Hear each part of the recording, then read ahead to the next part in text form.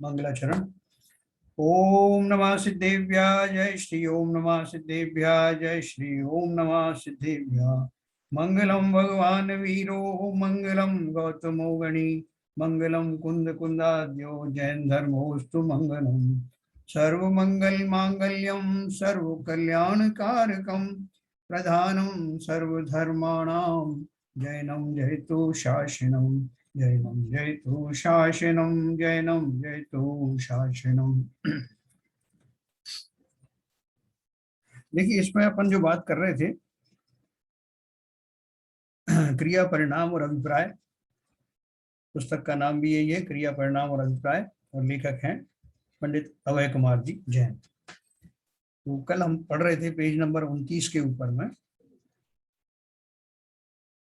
28 page पर लिखा था परिणाम और अभिप्राय में क्या अंतर है।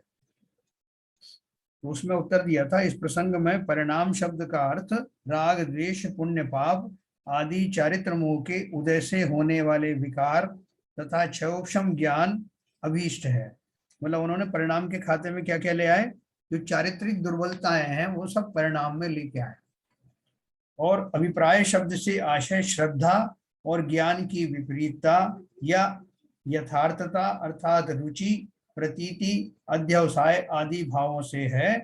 इनमें दर्शन मोह का उदय निमित्त है। देखो, वास्तव में पंडित जी ने जगह जगह अभिप्राय का अर्थ श्रद्धा से जोड़ा, लेकिन कई बार हमको ऐसा लगता है कि अभिप्राय जो है एक टेम्परेरी चीज भी होती है।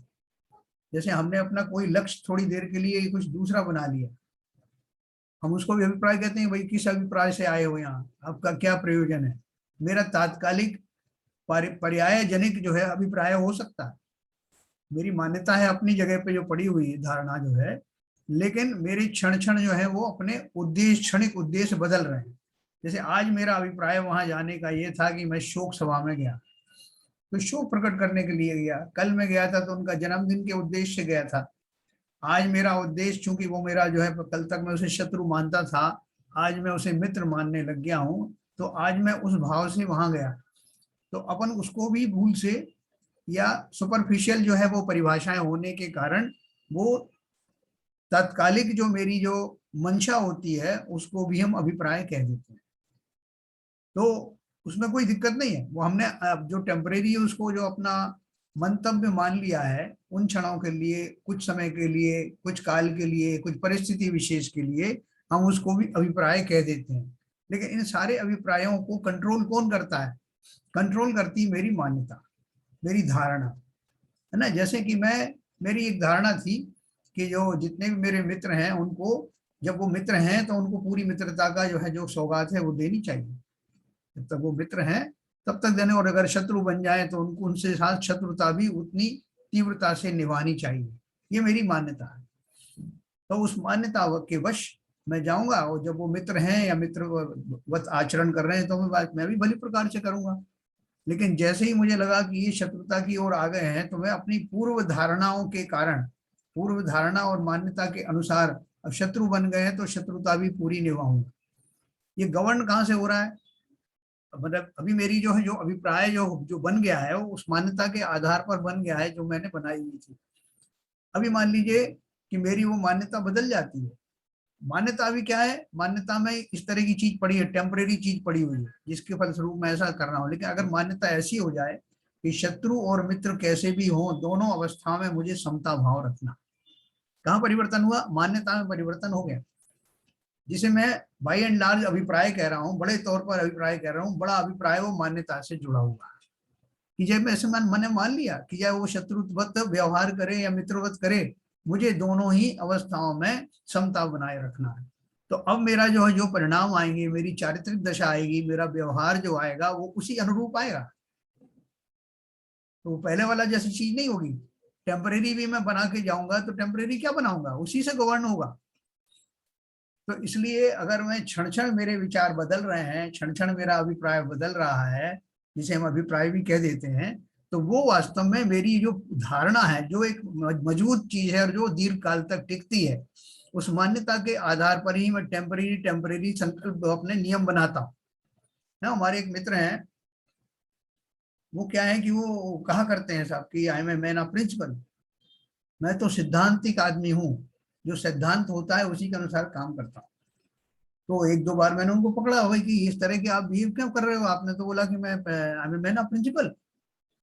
तो उन्होंने बोला मैंने सही कहा था, मैं अपने प्रिंसिपल रोज बदलता हूँ, उस प्रिंसिपल के हिसाब से कार्य करता हूँ, तो मैं I am a man of principle.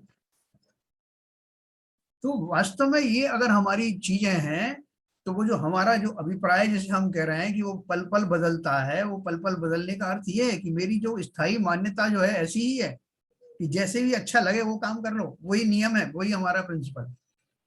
तो वो कहाँ से गवर्न हुआ, उस मान्यता से गवर्न हुआ जिसमें मैंने लिखा है कि संसार में ये इनके इन प्रकार अपना काम कर लेना, उसको भले ही जो है अपना सिद्धांत का रूप दे देना, लेकिन काम कुछ भी कर लेना, कैसे भी कर लेना, ये मेरी मान्यता है। तो यहाँ जो उन्होंने अभिप्राय का जो विस्तृत रूप बनाया बताया है वो मान्यता से रिलेटेड है।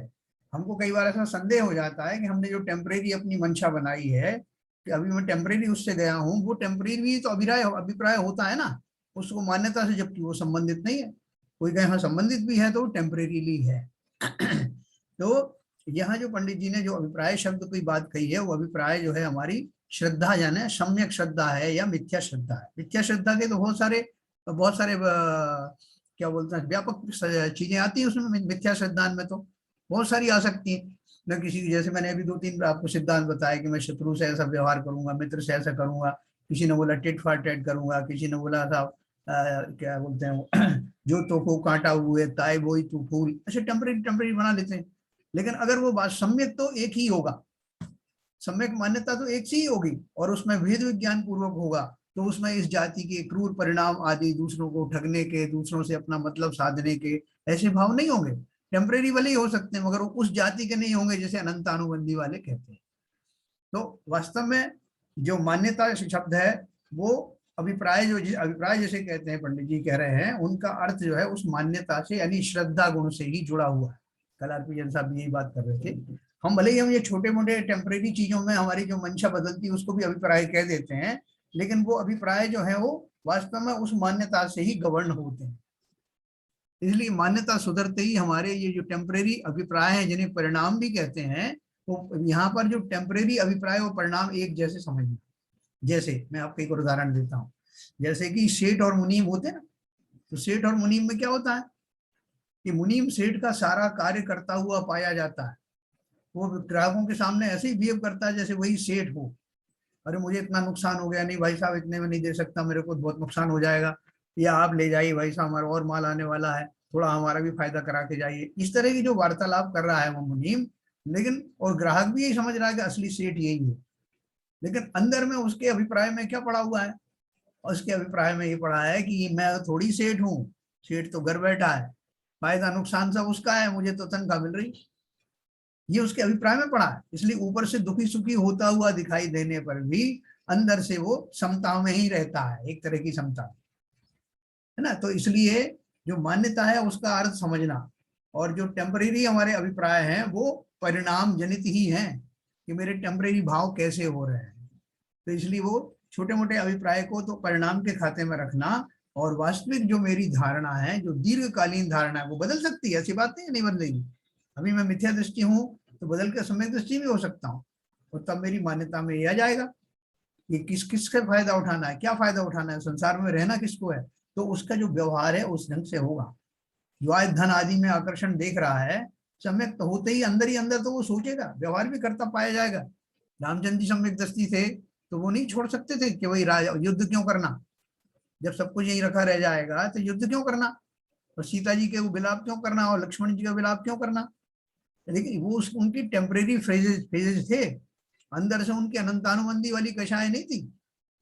तो हमको ये समझ में आता नहीं है, इसलिए हम समझते हैं कि वो सम्यक दर्शन होने के बाद भी चारित्रिक दुर्बलताएं वैसी ही बनी रहती, दुर्बलताएं तो रहती हैं लेकिन अभी उनमें अनंतानुबंधी जाति की नहीं होती, बाकी की तीन चौकड़ी होती।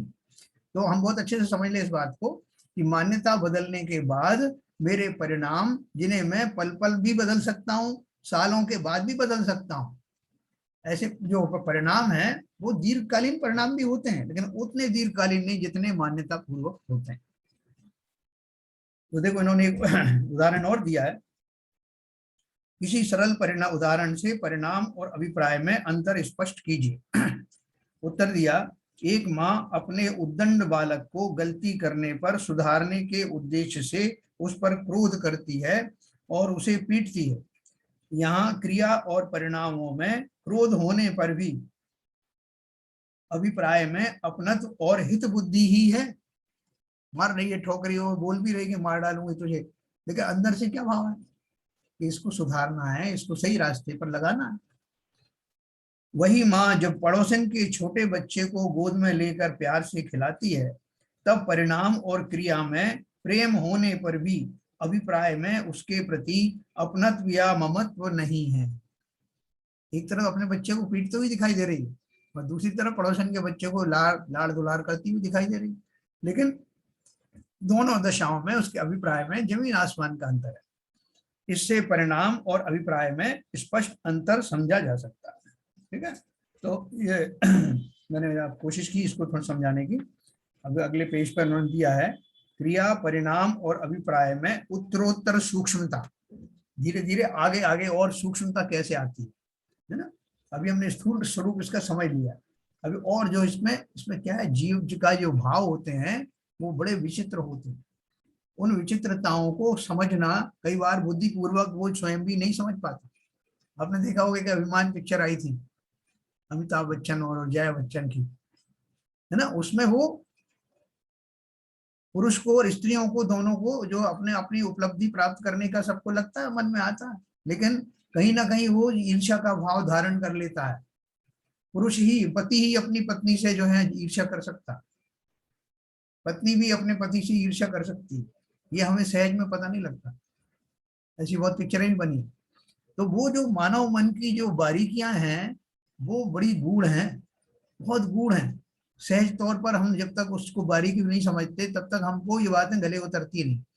तो अभी अभी वही चीजें बताई गई हैं कि इनमें निरंतर सूक्ष्मताएं किस किस प्रकार की होती हैं। देखो इनको जब हम गहराई से समझेंगे तो हमको अपने ही जो सूक्ष्म भाव हैं वो पकड़ में आएंगे। क्रिया परिणाम और अभिप्राय में उत्तरोत्तर सूक्ष्मता, क्रिया परिणाम और अभिप्राय की परिभाषा एवं स्वरूप की चर्चा के बाद यह बात विशेष ज्ञातव्य है कि ये क्रमशः एक दूसरे की अपेक्षा अधिक सूक्ष्म है ना। क्रिया से ज्यादा सूक्ष्म परिणाम है, परिणामों से ज्यादा सूक्ष्म अभिप्राय है। यहाँ स्थूलता या सूक्ष्मता से आशय उनके आकार प्रकार से नहीं अपितु उनके प्रमेयत्व से है, अर्थात जो जितनी शीघ्रता व सरलता से पता चल जाए वह उतना ही स्थूल है, और जिसे जानने में विशेष प्रयत्न करना पड़े वह सूक्ष्म है। कल मैंने आपको बताया था ना कि दो तरह के मने पर्याय ज्ञानी होते हैं, एक विपुलमती और एक ऋजुमती।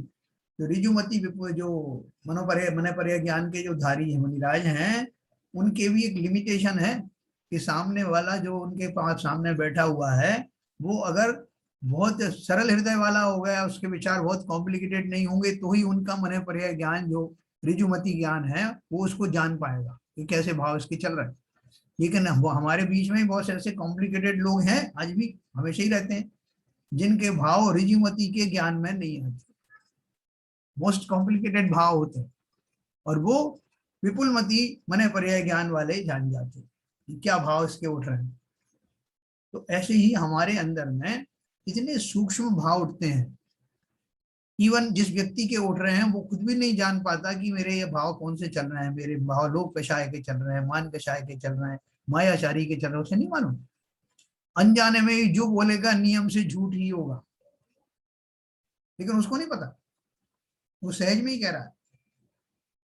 तो वो जो परिणाम है उनकी जो बारीकियां हैं वो अपन जानेंगे।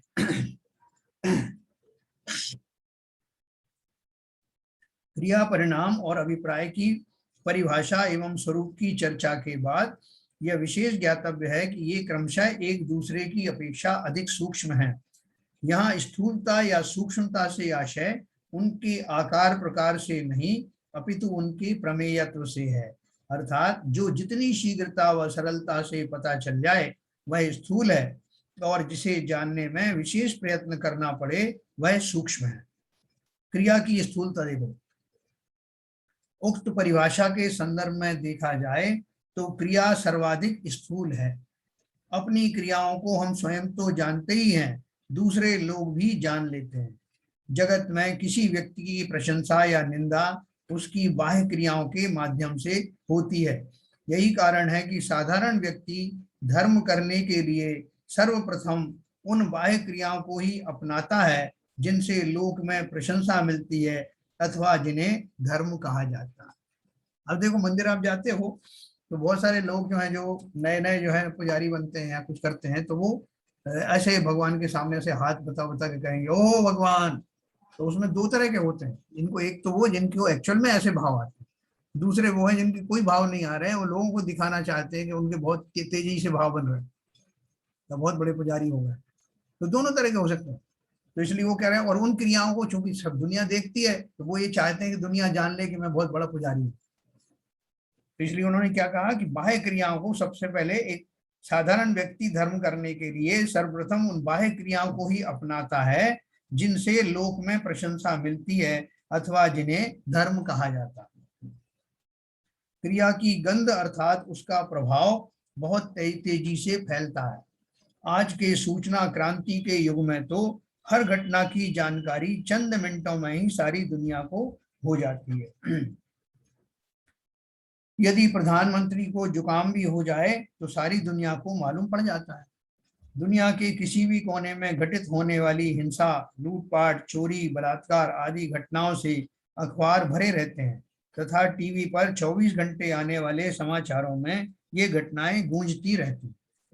पूजन विधान कराते समय यदि विधानाचार्य दीप की जगह धूप का छंद बोल दे तो जनता तुरंत टोक देती है, तो भैया जी क्या चढ़वा रहे हो, अभी तो अक्षत चढ़ाना है, आप क्या बोल रहे हैं, आप नैवेद्य क्यों चढ़वा रहे है ना। तो सारी जनता किसमें सतर्क रहती है कि क्या बोल निकले। उन सूक्ष्म क्रियाओं नहीं, स्थूल क्रियाओं के ऊपर ध्यान तुरंत जाता है। प्रवचन में यदि एक शब्द का भी अनुचित प्रयोग हो जाए तो तत्काल उसकी प्रतिक्रिया सामने आ जाती है। न केवल बुरे कामों का बल्कि अच्छे कामों का प्रभाव भी जन सामान्य पर पड़ता है। 5 पापों के त्यागी मुनिराजों के जीवन से हमें भी तप, त्याग व संयम की प्रेरणा मिलती है। जगत उनके चरणों में नतमस्तक रहता है। यदि कोई रिक्शे वाला किसी के भूले हुए पर्स को थाने में जमा करा दे या उसके मालिक तक पहुंचा दे तो अखबारों में ईमानदारी अभी शेष है इस शीर्षक से उसकी प्रशंसा छप जाती। इसी प्रकार यदि सांप्रदायिक दंगों के समय एक संप्रदाय का व्यक्ति दूसरे संप्रदाय के व्यक्ति की रक्षा करे तो उसकी मानवीयता के गीत भी सूचना माध्यमों में गाए जाने लगते हैं। इस प्रकार बाह्य क्रिया अत्यंत स्थूल होने से क्रिया के स्तर पर होने वाली भूल भी सबको दिखती है। यदि यह कहा जाए कि जगत मात्र क्रियाओं को ही देखता है तो कोई अतिशयोक्ति नहीं होगी। यहाँ क्रिया की चर्चा करते समय शरीर आदि पर पदार्थों की क्रियाओं को जीव की कहा गया है, परंतु यहाँ क्रिया की चर्चा करते समय शरीर आदि पर पदार्थों की क्रियाओं को जीव की कहा गया है, परंतु यह कथन असद्भूत व्यवहार ने की अपेक्षा ही समझना चाहिए। वास्तव में आत्मा इन क्रियाओं का कर्ता नहीं है। आत्मा के रागादि भाव के निमित्त से ये क्रियाएं होती हैं, इसलिए आत्मा को व्यवहार नय से इनका कर्ता कहा जाता है। इस बात में को अपन आप समझने लग गए हैं कि जो भी क्रिया घटित होती है वो दिखाई तो देती है शरीर के माध्यम से। शरीर में होने वाले जो चेंजेस होते हैं, जो उसमें जो क्षेत्रांतर होते हैं, जो उसके अंदर में जो प्रतिक्रियाएं होती हैं, उससे ही हम समझते हैं कि जीव ने क्या किया। ए भाई साहब, ये आपने क्या कर दिया है, तो क्या कर दिया, वो किस अपेक्षा से कहा गया है कि वो उसके अंदर में जो भावात्मक जो वाला पहलू है वो तो जीव का ही है ना, क्योंकि शरीर अपने आप तो कुछ कर नहीं सकता जड़, जब तक कि अंदर से भाव ऐसे ना आए। हाँ, उनसे सिंक्रोनाइज होकर के वो शरीर वैसा करता हुआ दिखाई देता है और उसका दोष आता है उस जीव के ऊपर, उस आत्मा के ऊपर जो वास्तव में भावनात्मक रूप से जुड़ी हुई। ये हम प्रत्यक्ष देखते हैं, लेकिन प्रैक्टिकली अपन यही कहते हैं कि हमें ऐसा करना चाहिए, हमें वैसा करना चाहिए, भगवान के आगे हाथ जोड़ना चाहिए, इनकी वंदना करना चाहिए, द्रव्य चढ़ाना चाहिए, ये सारी क्रियाएं करता कौन है? बोले करता तो शरीर है। तो जो लोग शरीर को ही अपना स्वरूप मानते हैं वो तो बोलेंगे कि इसमें अलग क्या है, मैंने तो वो क्रियाएं की, मैं ही तो करता हूँ। लेकिन जिन्हें समझ में आता है, जिन्हें वेद विज्ञान का किंचित अभ्यास होने लगा है, पूरा तो मैं नहीं कहूंगा, वो जान जाते हैं कि शरीर और आत्मा ये दो अलग अलग एंटिटी हैं और दोनों अपना अपना कार्य कर रहे हैं, लेकिन एक साथ कार्य होने के कारण ऐसा आरोप आता है कि ये वो शरीर सहित जो जीव है उसने ये क्रिया की, है ना। अपन दोनों की मिला जुला के जो क्रिया होती है उसको जीव की क्रिया कहते हैं। लेकिन वो अपन बहुत प्रत्यक्ष अब जान गए हैं कि उनमें से जो दो पार्ट हैं, शरीर जो अपनी क्रियावती शक्ति के कारण, पौद्गलिक क्रियावती शक्ति के कारण वैसा कार्य संपादित करता हुआ पाया जाता है, जबकि उसके पीछे भावनात्मक पहलू देने वाला, भावों को बनाने वाला वो जीव के ही भाव हैं, है ना। तो इसलिए उन्होंने क्या कहा, हमें जो क्रियाएं दिखाई देती हैं वो जीव की बाहर की दिखाई देती हैं। आपने देखा ना, वो स्विमिंग पूल में जो एक रेस हो रही थी, तैराकी प्रतियोगिता हो रही थी, तो वो बहुत सारे लोग खड़े हुए थे, एक सरदार जी भी खड़े थे किनारे पे।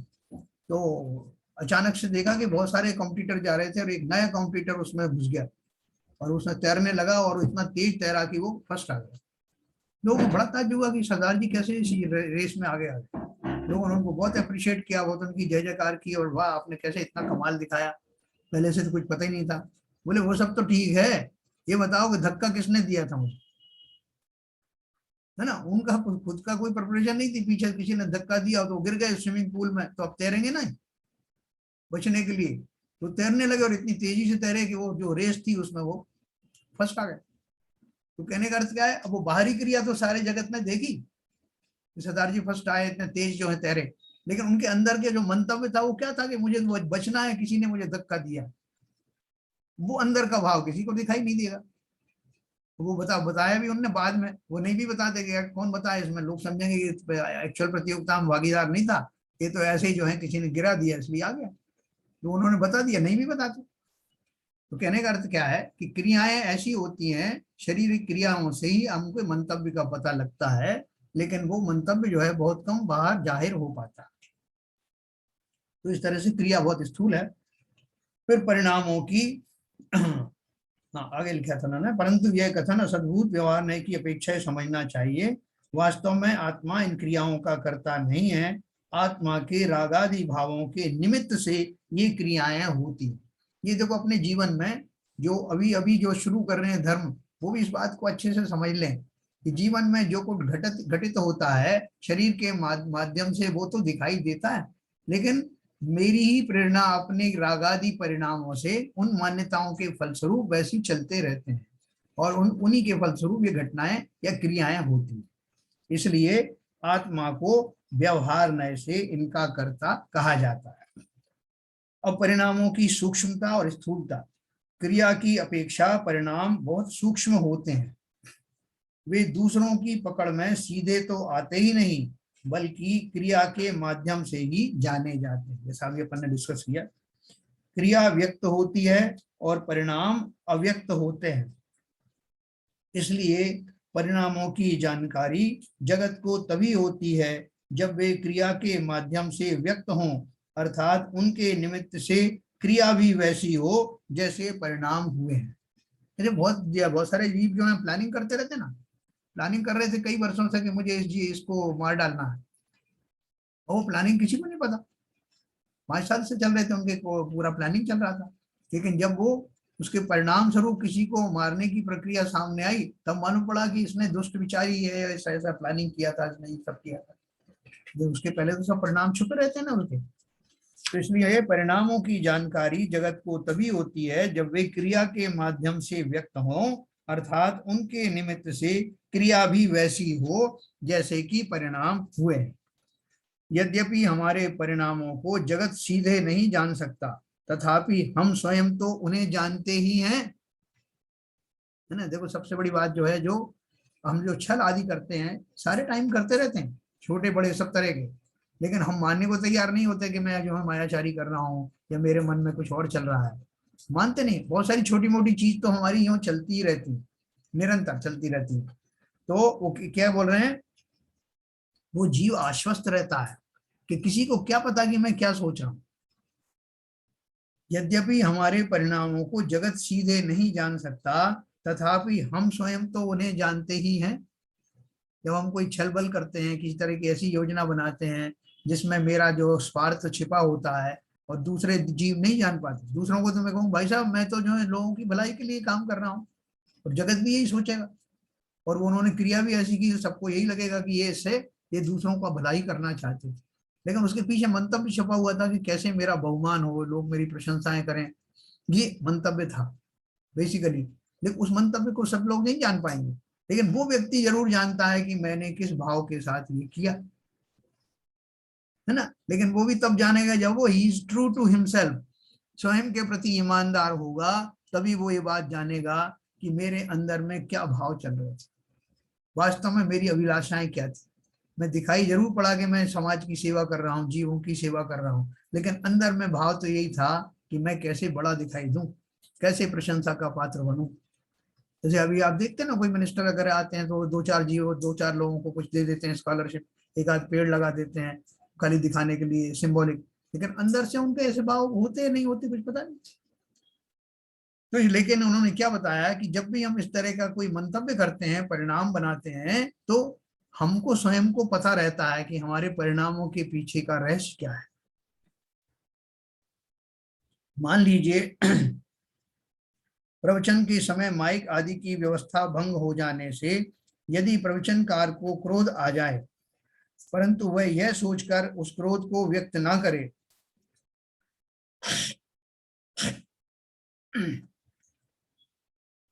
यदि मैं क्रोध व्यक्त करूंगा तो मेरी प्रतिष्ठा खराब होगी, तो कौन जानेगा कि उसे क्रोध आ गया है। सब यही समझेंगे कि पंडित जी बड़े शांत परिणामी हैं, यद्यपि उनके परिणामों में क्रोध है और वे आकुलता का वेदन भी कर रहे हैं, तथापि उन्हें शांत परिणामी समझा जा रहा है, क्योंकि उन्होंने क्रिया के माध्यम से क्रोध व्यक्त नहीं किया है। तो वो बहुत शांत दिखाई दे रहे हैं। बाद में लोगों ने उनकी पत्नी से पूछा कि अरे आपके पति तो बड़े शांत स्वभाव के। बोले कैसे पता शांत स्वभाव? बोले अभी प्रवचन दिया था उन्होंने और माइक खराब हो गया, लोग उल्टे सीधा पूछ रहे थे, वो बड़े शांत बने रहे। तो वो तो जानती ना, एक एक नस से वाकिफ है। वो बोले कि आपको दिख रहे होंगे शांत, घर में आके देखो जरा, है कि बाबा का नाम ही क्रोध है।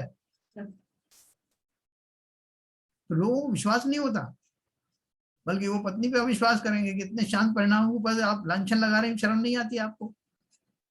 तो बोले शर्म तो तुम्हें आना चाहिए जो तुम समझ नहीं पा रहे बाबा को, ठीक है ना। तो देखो इसी प्रकार किसी दुकान का कोई विक्रेता या हवाई जहाज की परिचारिका मुस्कुरा के आपका स्वागत करते हुए दुखी भी हो सकती है। हो सकता है कि अपनी माँ की बीमारी के कारण उसने छुट्टी मांगी हो, परंतु उसके अधिकारी ने उसे छुट्टी ना दी हो अतः वह माँ की चिंता में दुखी हो, किंतु मुस्कुराते हुए आपका स्वागत करना उसकी ड्यूटी है, अतः उसे मुस्कुराना तो पड़ेगा ही, क्योंकि उसे मुस्कुराकर स्वागत करने का ही वेतन मिलता है। हाँ? यद्यपि आप उसके दुख को नहीं जान सकेंगे, परंतु वह तो जान रही है और भोग भी रही है। तो अपन कई बार कहते हैं ना, थोड़ा तो अपन पहचान जाते हैं भाई साहब ये जिनकी जो मुस्कुराहट है कुछ नकली लग रही है ना, जैसे जबरदस्ती चिपकाई हुई हो। क्या वो दिन रात किसको जो है वो वास्तव में उतने भाव कैसे बनाए हैं? कब तक हंसे?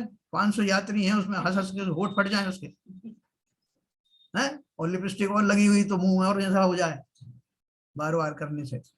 तो वास्तव में वो अपनी ड्यूटी का निर्वाह कर रही है बाहरी क्रिया से, लेकिन उसका अंदरंग में भाव क्या है, उसके परिणाम क्या चल रहे हैं, ये वो जानती। तो कई बार हमारी बाह्य क्रिया भी हमारे अंतर्मन को प्रकट नहीं होने देती। इस प्रकार आपसे हंस हंस कर बातें करते हुए अपना माल दिखाने वाला विक्रेता आपके द्वारा माल न खरीदे जाने पर भीतर ही भीतर खींचता रहता है, परंतु वह अपनी खींच व्यक्त नहीं कर सकता, अतः आप उसे शांत स्वभावी ही समझें। तो भाई साहब मैंने उसको इतना कहा कि तुम्हारी दुकान में कुछ है ही नहीं माल, और बेचारे ने 1000 साड़ियां दिखाई, तब भी बहन जी को पसंद नहीं, बार बार ताना दे रही है तुम्हारी दुकान में कुछ है ही नहीं, क्या रखा है, बंद करो ये दुकान। वो भी कहना हाँ हाँ बहन जी आपकी बात सही है, अगली बार आना, अब नया स्टॉक आएगा, ये बात आपकी सही है।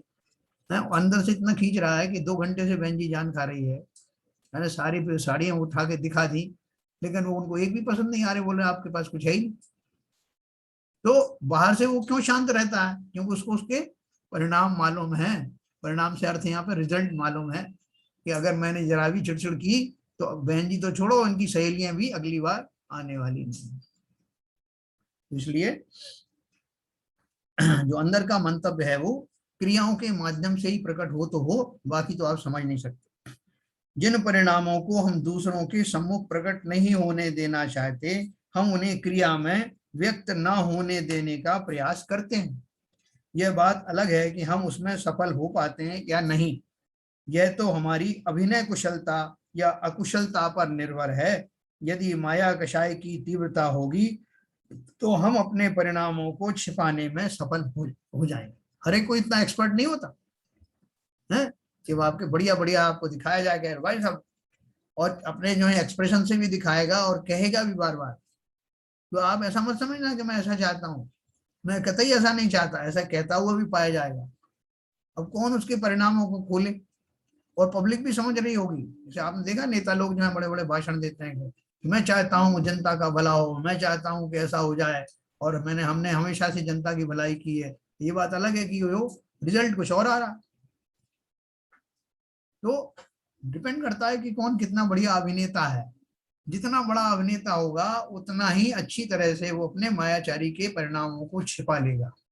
लेकिन एक बात और जान लेना, जो बहुत अच्छा अभिनेता होगा, ये सब क्रियाओं में दक्ष होगा, उसके बहुत तीव्र कषाय के परिणाम होने से उसका बंध भी बहुत ज्यादा होगा। वो इस बात से संतुष्ट नहीं रहेगा भाई साहब क्या ट्रिक लगाई मैंने कि कैसे छिपा लिया अपने मनोभावों को, और तुमने जो कुछ किया फौरन पकड़ में आ गया। कहते हैं ना कि जो चोर वही है जो पकड़ा जाए, जब तक नहीं पकड़ा जाए तब तक काय का चोर साहूकार है। लेकिन ध्यान रखना कि जिसकी जबरदस्त एक्टिंग है छिपाने की, उसके भाव भी बहुत कुत्सित और बहुत गहरे होते हैं। उसकी जो जितनी गहरी चालें होती हैं उसके दोष भी उतने, कर्म भी बहुत तीव्रता वाले, बहुत लंबी स्थिति वाले बंद होते हैं।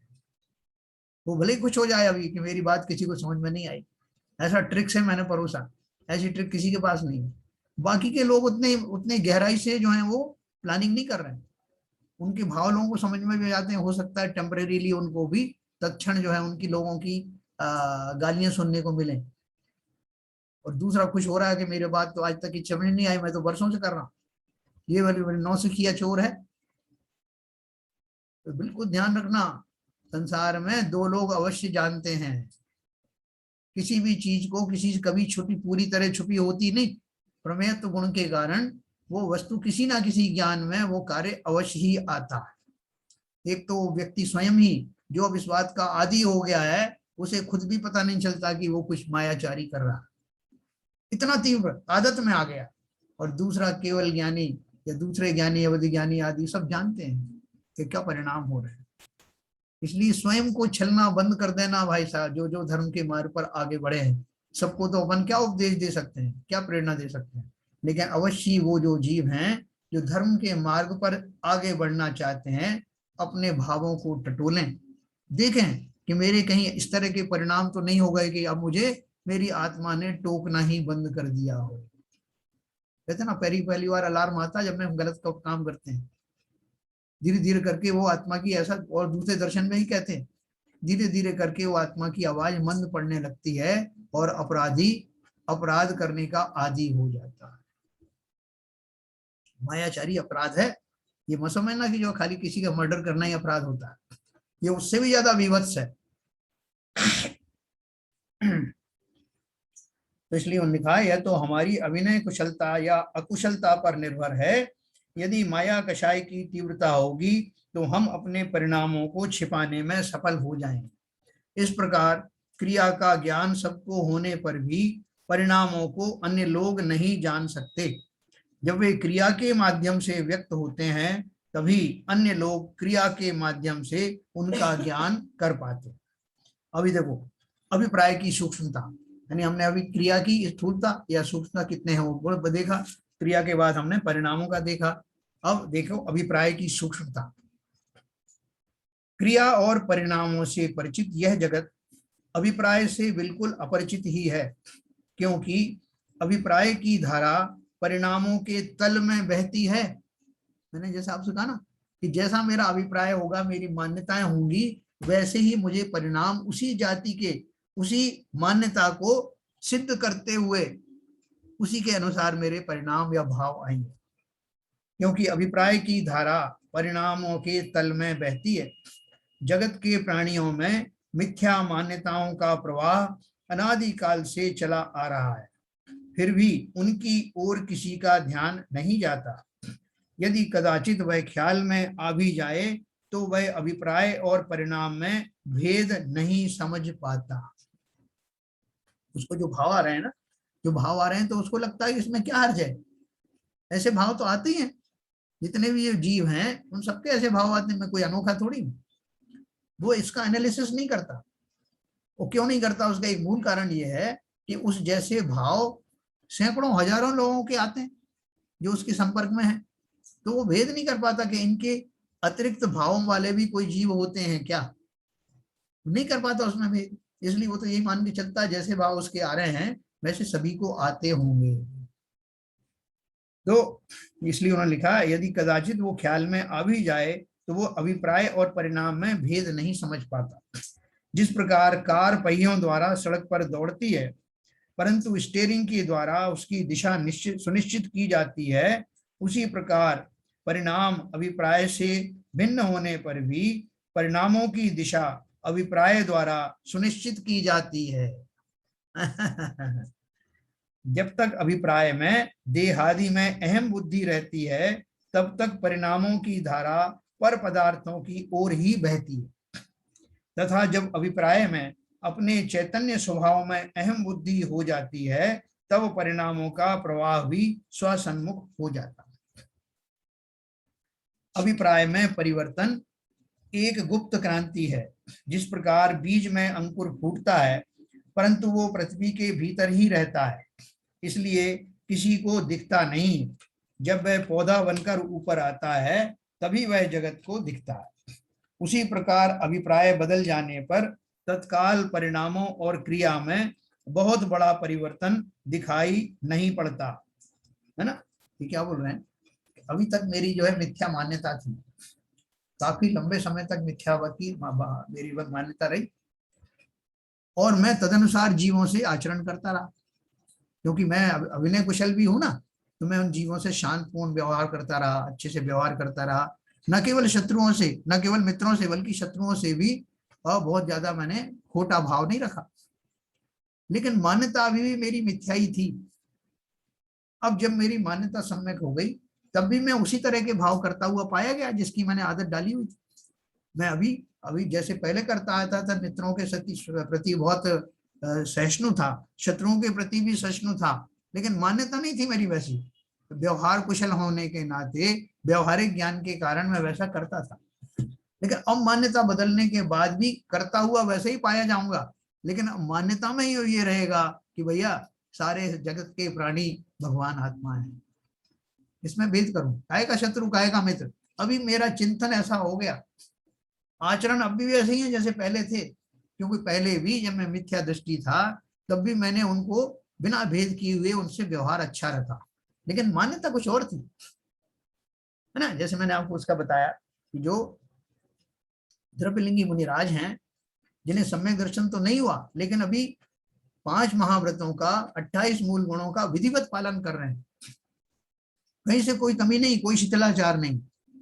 लेकिन मान्यता क्या है कि मैं मुनि हूं, इसलिए मुझे मुनियोचित गुणों का धारण करना चाहिए, इस मान्यता के लिए कर रहे हैं।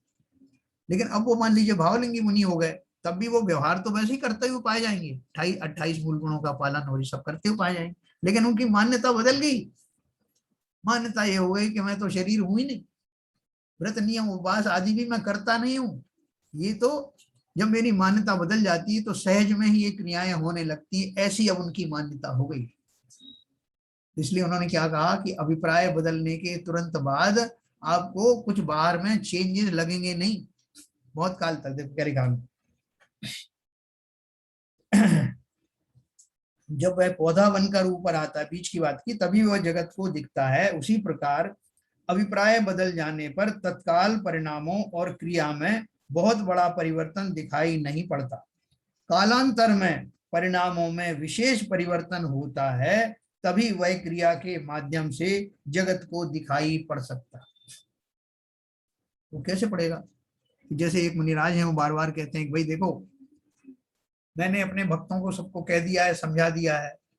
देखो, मैं जो लैंग्वेज बोल रहा हूँ उसको समझना। मैंने अपने सभी भक्तों को समझा दिया है। मेरे सारे शिष्य जो हैं अब इस बात को समझने लगे हैं कि क्या अच्छा है क्या बुरा है। और मेरे शिष्य हों या ना भी हों, मैं उन सबको भी यही कहना चाहता हूँ। और उन शिष्यों के अलावा भी दूसरों को कभी मैं वो ये कहना चाहता हूँ कि वो भी आकर के मेरे शिष्यों की भांति आचरण करें। एक मैंने ये बात कही, इसमें क्या बार बार मैंने रिपीट किया है, मैं, मेरे शिष्य, मेरे चेले, ये मैंने बार बार बताया। तो लोग बोलेंगे इसमें क्या गलत कहा, सही तो कहा। लेकिन एक व्यक्ति है, वो सम्यक दृष्टि हो गए वो, तो उनकी जो भाषा है, भाषा समिति कैसी होगी? वो कहेंगे संसार के समस्त जीव। वो चेले शिष्य रूप की बात नहीं करेंगे, मैं ऐसा करता हूं वो भी नहीं कहेंगे, क्योंकि कोई अहम भाव नहीं है। अब वो कैसे कह रहे हैं, कहेंगे संसार के समस्त जीव इस धर्म के स्वरूप को समझें और अपना कल्याण करें। इसमें कौन किसका चेला, कौन किसका गुरु, कोई मतलब नहीं, कोई भेद नहीं। सबको समान रूप से जो है यथा योग उपदेश देना, जैसा यशोधर मुनिराज ने का किया था। राजा श्रेणिक और छेलना दोनों को एक जैसा आशीर्वाद दिया, धर्म वृद्धि हो। तो ये फर्क जो है वो क्या बोल रहे हैं, जैसे ही हमारी मान्यता बदलती है, जगत को एकदम समझ में नहीं आता कि इनका मान्यता बदली है नहीं बदली, पहले जैसी तो बात कर रहे हैं। लेकिन वो अंदर से उनके भाव बदलते ही बहुत गहराई से समझे। केवल ज्ञानी को पता ही है कि अब इसकी मान्यताएं बदल गई। उनकी मान्यता स्वरूप जो भाषा समिति है, भाषा जो निकल रही है, उसमें भी परिवर्तन आप सूक्ष्मता से देखेंगे तो पता लग जाएगा। स्थूल रूप से नहीं पता लगेगा। इस प्रकार अभिप्राय परिणामों से भी अधिक सूक्ष्म वृत्ति है। अभिप्राय जो है वो परिणामों से भी अधिक सूक्ष्म है, जो जिनागम के आलोक में विशेष प्रयत्न पूर्वक निरीक्षण करने पर ही हमारे ख्याल में आ सकती है। ठीक है, अब इसके पहले कि अपन जो प्रश्न पढ़े, मैं आपको अनम्यूट करूंगा।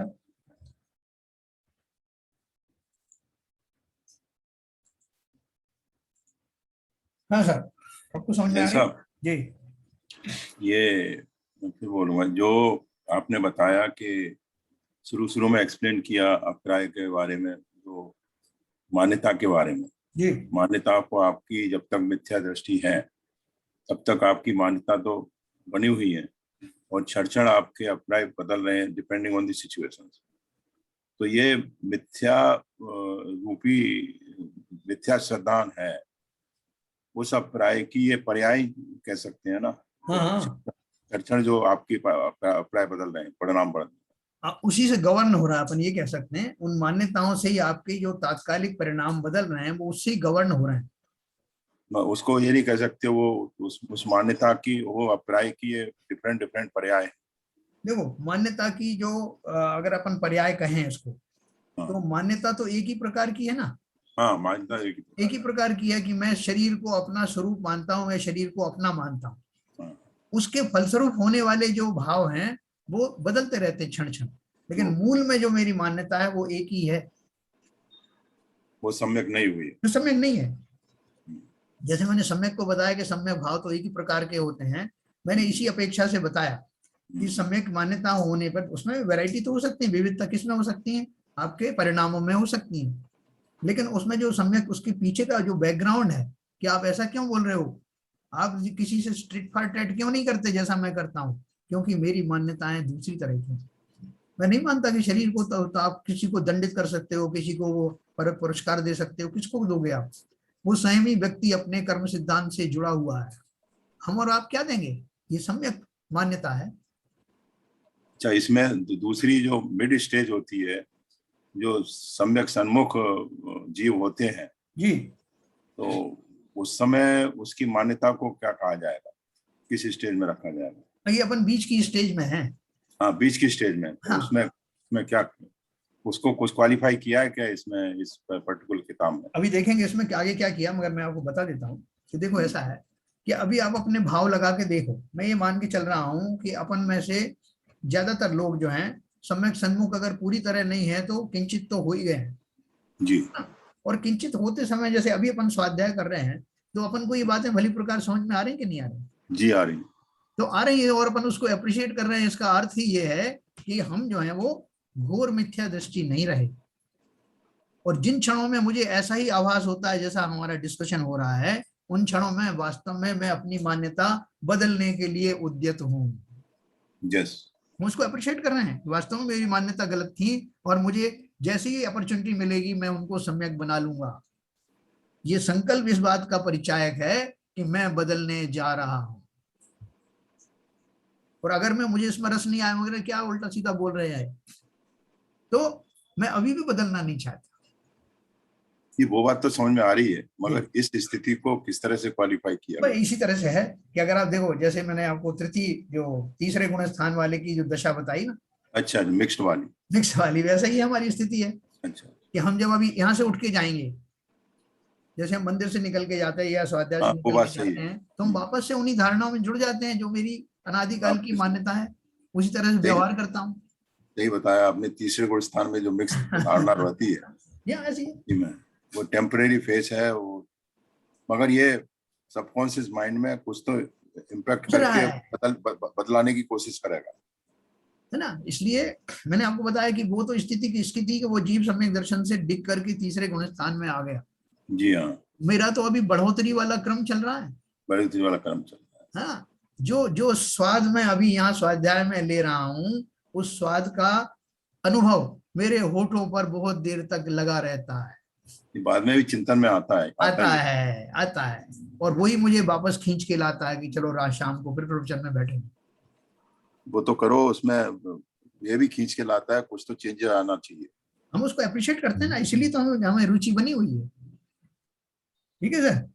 ठीक है सर। और किसी को कुछ? हाँ मैं ये कह रहा था, तब एक शंका है। एक सेकंड मैं ये कह रहा था कि सम्यक अभिप्राय, सम्यक क्रियाएं और सम्यक परिणाम, ये जब सम्यक जब में लग जाएगा सब में, तो क्या सम्यक, ये सम्यक लगने के बाद में भी ये जो आपने बताया कि क्षणिक रहते हैं, बदल जाते हैं, चेंज हो जाते हैं, तो सम्यक में तो मेरे ख्याल से स्थिरता आ जाती होगी।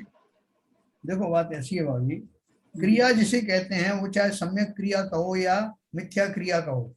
सम्यक अगर अभिप्राय सम्यक है तो वो क्रिया सम्यक हो जाएगी ऑटोमेटिक। नहीं सुनो, क्रिया होती किसकी है? अभिप्राय के साथ होती है। क्रिया किसकी होती है? शरीर की होती है, हाँ है ना। और शरीर की क्रिया को शरीर की क्रिया ही मानना सम्यक की निशानी है। हाँ नहीं, सम्यक अगर सम्यक अभिप्राय हो गया आपका तो आप सम्यक दर्शन हो गए, सम्यक दर्शन सम्यक ज्ञान हो गया आपको है। और अब जब सम्यक आपकी जो चाहती जब सम्यक चाहती चलेगा तब ये क्रियाएं और ये सब ये आ गया, वो व्यवहार से चलेंगी।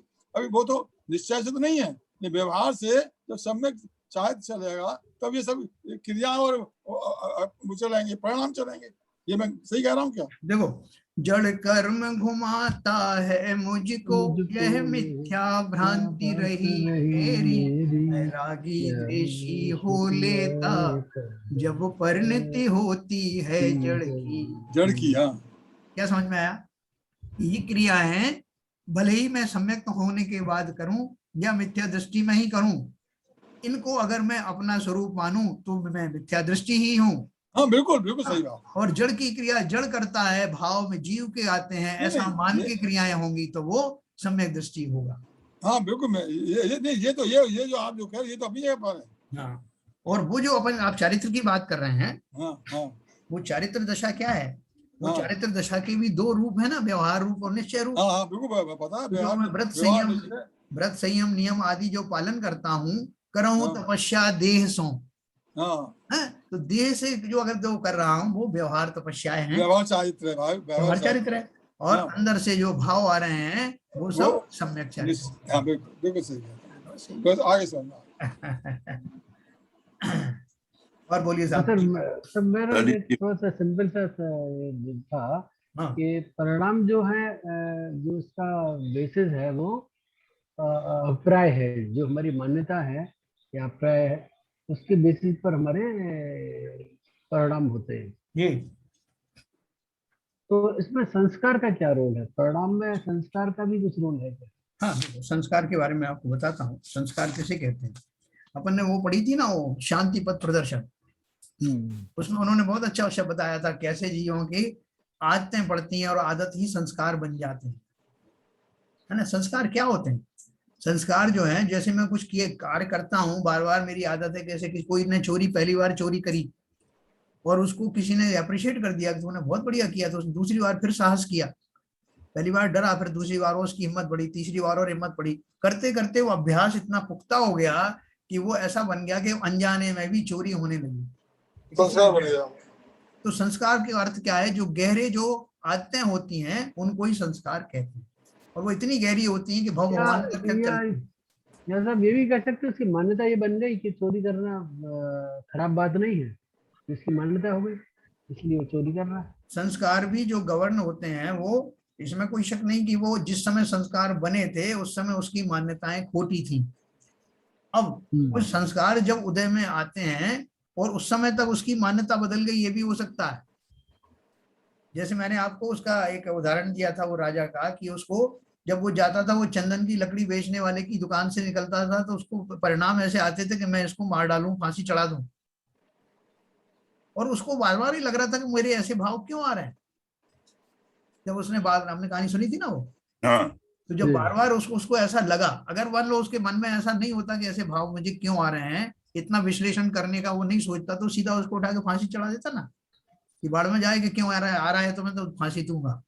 लेकिन उसके भाव इसलिए क्यों आ रहे हैं, इसको इतना टाइम क्यों दिया उसने कि मुझे ऐसे कुत्सित भाव क्यों आ रहे हैं? क्योंकि अब उसकी मान्यताएं बदल गई थी। जिस समय संस्कार पड़ा था उस समय ये था कि जरा भी शत्रुता के भाव जिसके प्रति आए उसको खत्म कर देना, ये संस्कार थे।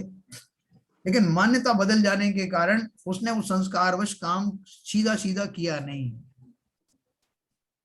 तो ऐसे ही हमारी अगर मिथ्या मान्यताओं के समय में कोई हमारे संस्कार तीव्र संस्कार पड़ गए हों, तो जीव को विवेक तो जागृत होता है वैसी घटनाएं करने के लिए। जब जब वो उद्यत होता है, आप किसी को देखते हो आपको बहुत बुरा लगता है, देखते ही ऐसा लगता है यार इसको एक छांटा रसीद कर दूं, इसके सामने, मेरे सामने से हट जाए। लेकिन आप, अगर आपको मान लो वो धारणाएं आपकी पहले की बनी, अभी भी बनी है, तो आप क्या करोगे? यार इस आदमी को मेरे साथ मत लाया करो, मुझे अच्छा नहीं लगता है, भाई इसने आपका क्या बिगाड़ा? बोले ये तो मैं नहीं जानता।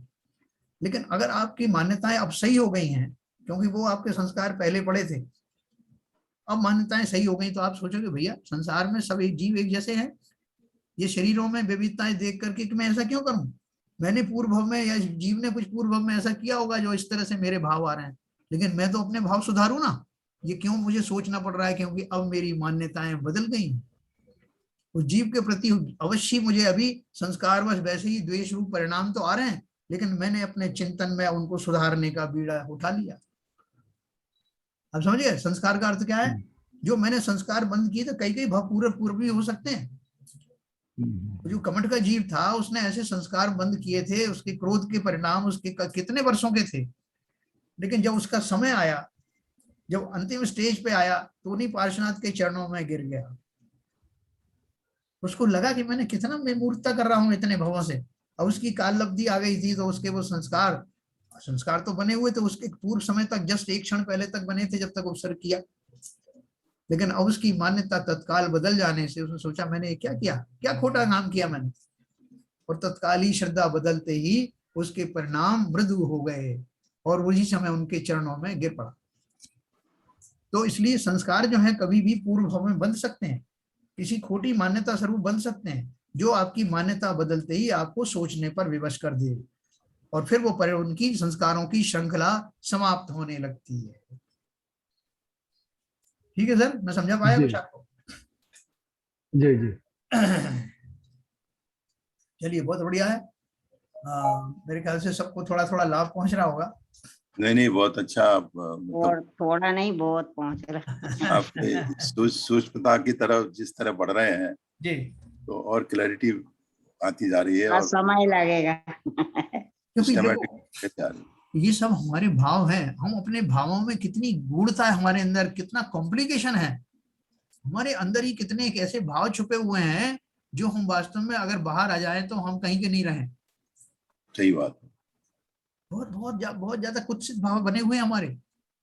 ये समझना कि जो मेरे पति पत्नी भाई बहन सब जो आपस में मिलजुल के रह रहे हैं, उनके सबके आपस में बहुत उत्कृष्ट परिणाम ही हैं अंदर में। अच्छा बनना, अच्छा होना वो जमीन आसमान का अंतर है ना। ये उदाहरण है उसका। एक मेरा नाम जोकर, ये पिक्चर आई थी, उसमें भी वो आपने बताया था ना, बेचारा दुखी होते हुए भी दूसरों को हंसाने का काम करता है। हाँ, तो वो बिल्कुल सही बाबूजी आपने एग्जाम्पल दिया। उस समय राज कपूर क्या कहते हैं, उसकी माँ की डेथ हुई रखी होती है बॉडी, और उस कहता है कि मुझे क्या कहते हैं हंसने का रोल करना पड़ रहा है। मेरा नाम जाना कहाँ आना कहाँ। बहुत बढ़िया पिक्चर थी, बहुत बढ़िया गाना ही बहुत बढ़िया था। अभी देखो इसमें आपने जो बात कही उसके भी दो रूप हैं। एक रूप तो ये है कि जिसमें अंदर से वो आदमी दुखी है लेकिन बाहर से अच्छा दिखने की उसको मजबूरी है। यस। और दूसरा जीव ऐसा है जो उसके जीवन में भी इस तरह की घटना घटित तो हुई है, लेकिन चूंकि मान्यता उसकी सुधर गई है, कौन किसका है, कौन कब जाएगा, सब निश्चित है, इस तरह का भाव रख करके वो निश्चिंत नजर आता है, समता भाव रहता तो है, अभिनय नहीं कर रहा। वो समता भाव रहता है, वास्तविक दशा वैसी प्रकट हो रही है। उस समय उसकी कोई मजबूरी नहीं होती। हाँ, कोई मजबूरी नहीं। ठीक है ना। ये देखो ये बहुत छोटी छोटी बातें हैं जो हमें सम्यक दर्शन की तरफ ले जाने में बहुत सहायक होंगी। नहीं, क्लैरिटी आ रही है ना, कौन सी चीज कहाँ किस समय रिएक्ट कर जाए, तो उससे पहले ही सावधानी होगी। अगर ये सूचनाएं अच्छी तरह समझ पाएंगे। वो मुनि महाराज जो अभी थोड़े दिन पहले ही मुनि बने हैं, वो आचार्य के सामने जाकर के प्रायश्चित लेते हैं। तो जब प्रायश्चित लेते हैं तो वो क्या करते हैं, जैसे अकंपनाचार्य मुनिराज के जमाने में वो मुनिराज थे ना, जिन्होंने वाद विवाद किया था उनसे मंत्रियों से, और आचार्य को जाके उन्होंने किस्सा सुनाया कि आज मेरा उनसे विवाद हो गया। तो जब उन्होंने किस्सा सुनाया तो इतना नहीं ऊपर ऊपर से थोड़ा शॉर्ट करके नहीं बताया, महाराज वो क्या हुआ कि वो मुझे बहुत तंग कर रहे थे तो मैंने भी उनको थोड़ा कुछ कह दिया, अब जैसा आप कहो। नहीं, उन्होंने बोला आचार्य को पूरी बात बताओ जैसे डॉक्टर को बताई जाती है जब वो परफेक्ट इलाज करता है। तो आचार्य से अपना एक एक भाव खोल के रख देना। तो महाराज जिस समय मैंने उनसे बहस की उस समय मेरे तीव्र मान कषाय के भाव थे, और मैंने उनको बहुत सारे, मेरे अंदर में छल भी आया कि इनको मैं ऐसा सबक सिखाऊं। मेरे अंदर में बहुत सारा ऐसा आया कि मैं जो हूँ अपने आप को जो सिद्ध कर दूं कि मैं इनसे कहीं आगे हूँ। जो जो बारीक बारीक भाव आ सकते थे उन्होंने उनके सामने पेश किए, आचार्य के सामने। किस लिए पेश किए कि मुझे एक कठोर से कठोर दंड दीजिए प्रायश्चित, जिससे मैंने जो खोटे मेरे परिणाम हुए हैं उनसे मुक्त हो जाऊं, उन भावों से मुक्त हो जाऊं, मेरे अंदर वो अपराध बोध नहीं रहे। आप मुझे पूरी तरह से सुन के ज्यादा से ज्यादा आप मुझे दंड देना। ये कौन कहेगा? जिसको अपने भावों को आप पूरा एनालिसिस करना आता है, और जिसे अपने ऊपर, शरीर के ऊपर होने वाले दंड से कोई डर लगता नहीं। इसको वेद विज्ञान हो गया। जिसे संसार से वह लगता है, जो संवेग भाव का धारी है, उसी को इस तरह के भाव आते हैं और जो आम पब्लिक को नहीं आते।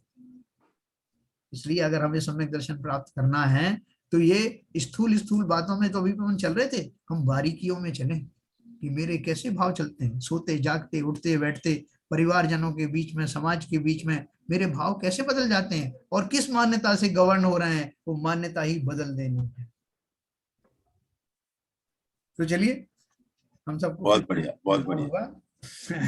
ललित जी, ललित जी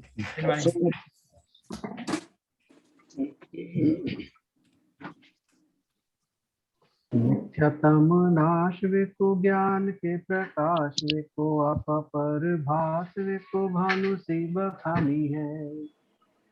छहो द्रव्य जान विको बंध विधि भान विको स्वपर पिछान विको परम प्रमाणी है। अनुभवताय विको जीव के जताय विको काहू न सताय विको भव्य और आनी है। जहाँ तहाँ तार विको पार के उतार विको सुप्त विस्तार विको यही जिनवाणी है। हे जिनवाणी भारती तो है जपू दिन रैन, जो तेरी शरण गए सो पावे सुख चैन। जिनवाणी के ज्ञान से सूझे लोकालोक, तो वाणी मस्तक धरो सदा देते दो, सदा देते दो। जिनवाणी माता की जय।